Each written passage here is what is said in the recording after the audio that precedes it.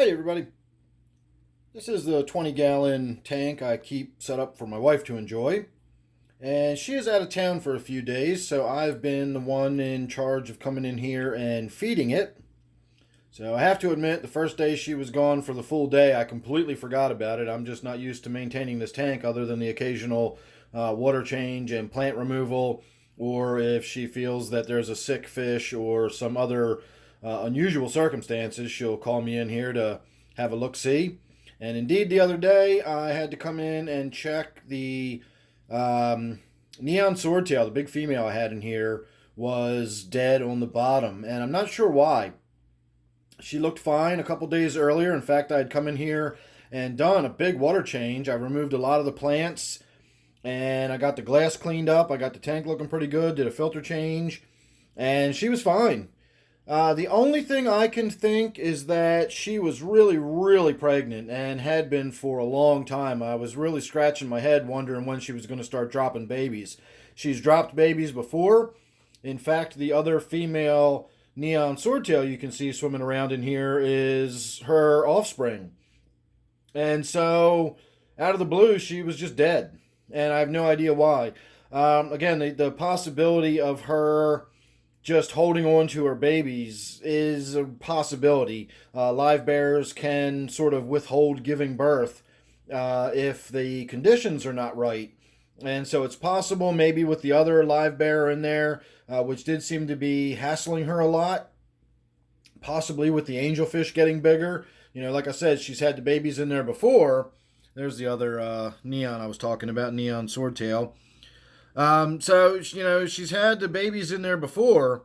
Maybe the angelfish just getting bigger is what the issue was, or possibly the other neon swordtail was growing out and harassing her. And so that's my only guess, is that she was just, she just got so bound up that she wound up killing her. I know fish can do that if they don't lay eggs, but with a live bear, it's a completely different story. A live bear does not have eggs to worry about. A live bear has got living, growing, fish in there.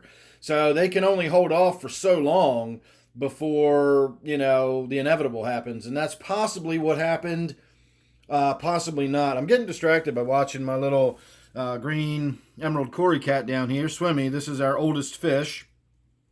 And she's looking a little rough. For a Cory, she's not that old. She's about maybe 6 or 7 now. But she's always had sort of a deformed body, and her tail has always been a little bit crooked. She was one of the first fish we got from PetSmart way back in the day, and they just scooped that one out of the tank. We didn't even pick out which one, and that was her. And she's been with us pretty much ever since. That's my longest surviving fish from my earliest days, and she's still in there and doing well. So let me go ahead and get the lid open here. We're going to put a pinch of food in there while I'm in here tonight. Haven't even made it down to the fish room yet. It's already almost 9 o'clock. So everybody in the fish room might be getting a fast day today. If it gets too late, I just go ahead and skip a day. It doesn't happen too often, but occasionally I will go ahead and just skip a day of feeding everybody downstairs. Most of my tanks have so much algae and natural sort of stuff in there that very few fish don't get some kind of food during the day. Obviously, my more predatory fish, like my tenopoma, my puffer, they won't get fed if I don't specifically feed those tanks. But a lot of those tanks have things like mollies and guppies and live bears, and they feed on algae and, the off-walks off of the rocks and things. And so I don't necessarily have to feed those fish every day. So that is all we are going to put in here. I might come in when I'm done feeding the other tanks up here.